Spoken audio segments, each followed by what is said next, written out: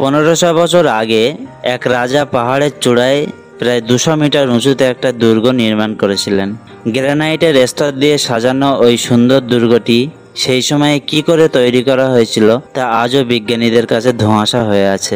একসময় নাকি ওখানে ঘন জঙ্গল ছিল, তারপর ঝড় এবং ভূমিধসের ফলে জায়গাটি ধীরে ধীরে পাহাড়ে পরিণত হয়। আর ওই পাহাড়ের উপর রাজা তার স্বপ্নের রাজপ্রাসাদ তৈরি করেছিলেন। প্রাসাদটি সাজানো গোছানো সুন্দর বাগান, পুকুর, রঙিন ফ্রেস্কো আর আয়নার দেওয়াল দিয়ে মনের মতো করে তৈরি করেছিলেন। প্রাসাদটি তৈরি হয়ে যাওয়ার পর তার দখল কে নেবে তাই নিয়ে রাজার দুই ছেলের মধ্যে বাধে তুমুল গন্ডগোল। শেষ পর্যন্ত এক ছেলে তার বাবাকে পর্যন্ত খুন করে দেয়। অবশ্য খুনি ছেলের পরিণতিও হয়েছিল খুব মর্মান্তিক। তো বন্ধুরা, যে প্রাসাদের কথা বললাম তার নাম ছিল সিগিরিয়া, যাকে অনেকেই ভালোবেসে লায়ন রক নামেও ডাকে। তো আজকের এই ভিডিওতে আমি সিগিরিয়া বা এই লায়ন রক সম্পর্কে একটু বিস্তারিত আপনাদেরকে জানাবো। তাহলে ভিডিওটি মিস করবেন না, দেখতে থাকুন।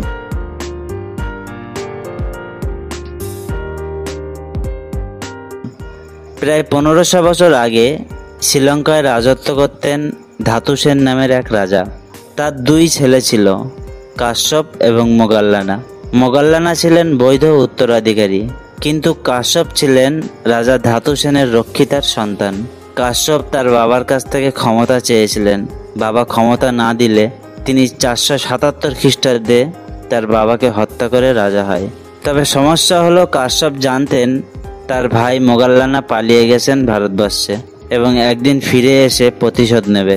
এই ভয় থেকেই কাশ্যপ বানালেন এক দুর্গ পাহাড়ের চূড়ায়, যেখানে পৌঁছানো প্রায় অসম্ভব। আর সেই দুর্গই আজকে লায়ন রক বা সিগিরিয়া নামে পরিচিত। এই পাথরের একটা অংশে একসময় ছিল এক বিশাল সিংহের মূর্তি। সেই সিংহের মুখের মধ্য দিয়েই মানুষ উপরে উঠত। যদিও এখন পুরো সিংহ নেই, তার পা দুটোই আছে, কিন্তু আপনি সেই সিংহের বিশালতা অনুভব করতে পারবেন। এই সিংহর থেকেই নাম হয়েছে লায়ন রক বা সিগিরিয়া। শ্রীলঙ্কান ভাষায় সিগিরিয়া শব্দটার মানেই হচ্ছে সিংহ। এই লায়ন রক শুধু একটা দুর্গ ছিল না, এটা ছিল একটা রাজপ্রাসাদ। এর দেওয়ালে ছিল চিত্রকর্ম যেগুলো আজও দেখতে পাওয়া যায়। এগুলোকে বলা হয় সিগিরিয়া ফ্রেস্কোস। কাশ্যপ রাজা অনেক শিল্পী এনে পাথরের গায়ে রং তুলির ছোঁয়ায় জীবন্ত করে তুলেছিলেন রাজকন্যা, দেবী আর নর্তকীদের চেহারা। আর ছিল এক আশ্চর্য জিনিস, আয়নার দেওয়াল। এক পাশে এমন একটা পালিশ করা প্রাচীর বানানো হয়েছিল যেখানে রাজা নিজের প্রতিবিম্ব বা নিজের ছবি দেখতে পারতেন। আজও সেই দেওয়াল একদম চকচকে। এই লায়ন রকের আরেকটি বিস্ময় হলো তার জল সংরক্ষণ ব্যবস্থা। এত উপরে পানি কিভাবে উঠতো?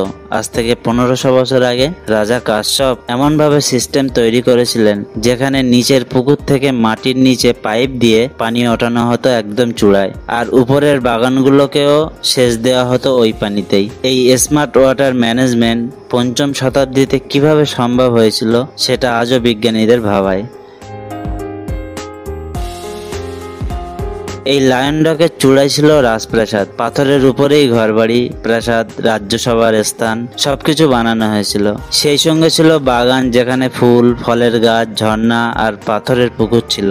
নিচেও ছিল সিমেট্রিক্যাল গার্ডেন যেখানে প্রাচীন আর্কিটেকচার অনুযায়ী গাছপালা লাগানো ছিল। অনেকেই বলেন এটা ছিল বিশ্বের প্রথম ল্যান্ডস্কেপ গার্ডেনগুলোর মধ্যে একটি। কিন্তু কাশ্যপের এই শক্তিশালী দুর্গ শেষ পর্যন্ত তাকে রক্ষা করতে পারেনি। 17 বছর পর তার ভাই মোগাল্লানা ভারত থেকে ফিরে এলেন বিশাল সেনাবাহিনী নিয়ে, আর কাশ্যপের সঙ্গে যুদ্ধ করেছিলেন। কিন্তু এক ভুল সিদ্ধান্তে কাশ্যপ পরাজিত হন। শেষমেশ তিনি আত্মহত্যা করেন, আর তারপর মোগাল্লানা রাজা হলে তিনি রাজধানী সরিয়ে নেন অন্য জায়গায়। ফলে সিগিরিয়া বা লায়ন রক কিছুদিন পরেই আস্তে আস্তে পরিত্যক্ত হয়ে যায়। রাজাদের পর এই জায়গাটি ব্যবহার করতে শুরু করেন বৌদ্ধ ধর্মগুরুরা। তারা এখানেই ধ্যান করতেন, প্রার্থনা করতেন। এখনো পাহাড়ের নিচে অনেক গুহায় তাদের ধ্যান কক্ষের চিহ্ন পাওয়া যায়। আজও এই লায়ন রক শুধু শ্রীলঙ্কার না, বিশ্বের এক অন্যতম প্রত্নতাত্ত্বিক স্থান। ইউনেস্কো একে ওয়ার্ল্ড হেরিটেজ সাইট হিসেবেও ঘোষণা করেছে। প্রতিদিন হাজার হাজার পর্যটক যায় এই পাথরের চূড়ায় উঠতে। 1200টি সিঁড়ি বেয়ে উপরে উঠতে হয়। যাত্রা কঠিন হলেও চূড়ায় পৌঁছেই বোঝা যায় এটা আসলে এক সময়কার রাজাদের গর্ব ছিল। আপনি যদি সিগিরিয়া বা এই লায়ন রকে যান তাহলে নিচের বাগানগুলো দেখে মুগ্ধ হবেন। তারপর ধীরে ধীরে উঠতে উঠতে দেখবেন সিংহ পা, প্রাচীন ফ্রেস্কো, আয়নার দেওয়াল আর একসময় রাজপ্রাসাদের ধ্বংসাবশেষ।